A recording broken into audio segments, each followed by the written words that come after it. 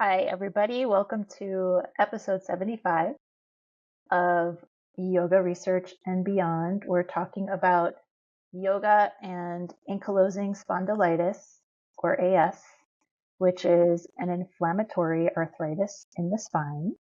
I'm your co-host, Ariana, founder of Yoga Research and Beyond, yoga teacher and strength trainer in New York City, and co-founder of New York Stretch. Hi, everyone. I'm Jules Mitchell. I teach continuing ed to yoga teachers, mostly advanced continuing ed in biomechanics, anatomy, and research literacy. The paper that we are looking at the title of it is Comparison of Yoga with Exercise in Ankylosing Spondylitis on Mobility and Functional Capacity. And just a little bit more about this paper. It was done at the Department of Physiotherapy in Manipal, India. Acharya and 3 other authors, published in the International Journal of Rheumatic Diseases, February 2024. And a little bit about ankylosing spondylitis. It's a chronic, progressive form of inflammatory arthritis that occurs in the spine and possibly sacroiliac joints, and it can lead to pain, stiffness, and difficulty moving. And I like this study because it compares yoga to an active treatment, another exercise. A lot of studies that I've looked at over the years compare yoga to nothing or placebo, and which is good too. But it's great to see yoga compared to other forms of exercise for various things, and we need more studies like these, which I am seeing a lot more like this. So that's cool. The purpose of this study, they compare the effects of yoga and traditional exercise. They're looking at mobility, functional capacity. We're going to talk about what functional means, its effects on pain, sleep quality in people with AS, ankylosing spondylitis. So since exercise is already well known for AS, researchers wanted to see how yoga could compare. Is it just as effective? So they wanted to take a look at that. Anything you want to add to that, Jules? No, not yet. I'll talk a little bit about their explanation for choosing yoga in a little bit. Mm-hmm. If you want to talk a little bit more about just kind of what they did, and then I'll jump in with that. Okay. So the methods, they had 33 participants with AS. Most of them were male. Average age was 32 years old. It's an open randomized controlled trial. The yoga group, they practiced yoga 3 times a week for 8 weeks. It included warm-ups, asanas, pranayama, and sun salutations. Group 2 was the exercise group. They did traditional physiotherapy-based exercises, stretching, strengthening, breathing exercises, and walking. And in their assessments, they were tested at baseline before the intervention, after 8 weeks, and again after 12 weeks. And they were looking at mobility, functional capacity, pain, sleep quality, chest expansion, those 5 things. So just a summary of what they found. Yoga and exercise improved all those things. There was no significant difference between the 2 interventions, and that's something that I see happening in a lot of RCTs that compare yoga to other active treatments, all kinds of things like low back pain, osteoarthritis. That's also true not only for physical things, but stress management, comparing yoga to other forms of exercise. So I think this is great for yoga.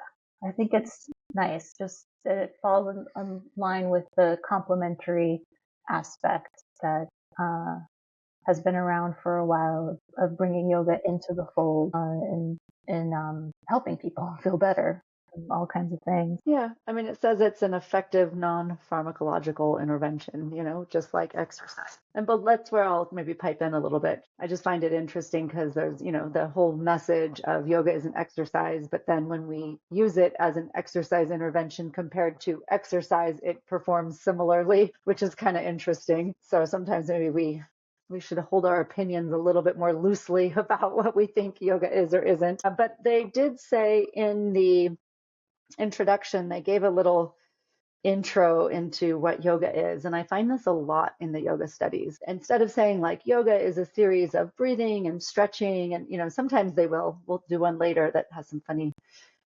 explanations of what yoga is on the exercise thing, but they really like appeal to tradition in a lot of the research. And this one is like, yoga originates from the Sanskrit word, which is great, but like doesn't really add a lot of context to what the intervention was. It's been, thousands of years old. But then again, the things that they're doing tend to be a little bit more of the modern postural side of things. And then they always bring in like the 8 limbs of yoga. And I remember this when we were writing papers at ASU, it was kind of the same thing. Like the reviewers would be like, we need this stuff. And I was like, but the way that the intervention is being implemented is a little bit of 8 limbs, but really just, pranayama and asana, really, like a little bit, but not so much all of it. But so anyway, there was this really rich appeal to tradition. And then went on to say that this is why, yoga could contribute to realigning the skeletal structure and easing stiff joints. So now we're back to the exercise stuff, Yeah. It says these effects are posited to result from the postural geometry and muscle realignment, relieving stress and strain on the joints, thereby reinstating anatomical relationships. That's their reason for using yoga as an intervention. And I just struggle with that. Like, it's just like a big word salad. I actually pulled up that resource because then they cited it because of all those words. I pulled it up and it's just an interesting kind of summary on what yoga is. It's not even real. I mean, it's just kind of defense of why yoga is an alternative therapy. Anyway, I always get a little chuckle when I read the yoga. But they don't get so elaborate on exercise. They're like, yeah, exercise is known to help. But with yoga, they really have to like sell it. It's thousands of years old. Right. Patanjali did it. I mean, they mentioned Patanjali in here, so Patanjali's seminal work. Right. And it was identical to the intervention. Yeah. And then when we're looking, let's just talk a little bit what they did. I think that would be nice for the listeners. Like, I'm just going to name some poses, so Supta Baddha Konasana, Bhujangasana, Vajrasana, sun salutations. And then the breathing was Kapalabhati, Nadi Shodhana, things like that. So, I mean, things you see in Western studio. Yoga. Yeah. But why don't you tell a little bit about some of the exercises they did on table 2? Because I think that would paint a nice picture. Yeah. I have to look at that. While you're looking, I'll start. Like they did warm up exercises that were like cervical and thoracolumbar and shoulder. Right. Basically, they were just like warm ups, like joint circles and little, dynamic stretching things, which is just, it's good to know. Like, what did they do for traditional exercise? Right. These are things I used to include in my yoga classes, actually. Mm-hmm. That's what I'm saying. So like cervical neck movements and thoracolumbar lateral flexion extension, cat-cow, rotation, some shoulder work, abduction, adduction, rotation. And then they had some respiratory exercises. Deep breathing. Diaphragmatic breathing. Diaphragm breathing. And then some resistance exercises for breathing. Yeah, they pushed their hands, so they gave some resistance to the chest wall. And then they did trunk stretching and lower limb stretching. Yeah. And then you get to the end and you've got 2 sets of 10 reps for some strengthening exercises, shoulder retraction, supine abdominal crunches, straight leg raises, bridges, and then this vague endurance training for 10 minutes. Yeah. And then walking. Yeah. So, I mean, those are things you would see in physio and physical therapy. Of course. I just like to always highlight that when you really look at it, they're not as different as we act like they are in the appeal to tradition in the intro. It's just something to notice. That's all. Yeah, That doesn't make the paper bad. Like I said, I see it in all the papers, and we were required to do it too. So it's just something to think about. Yeah. Yeah.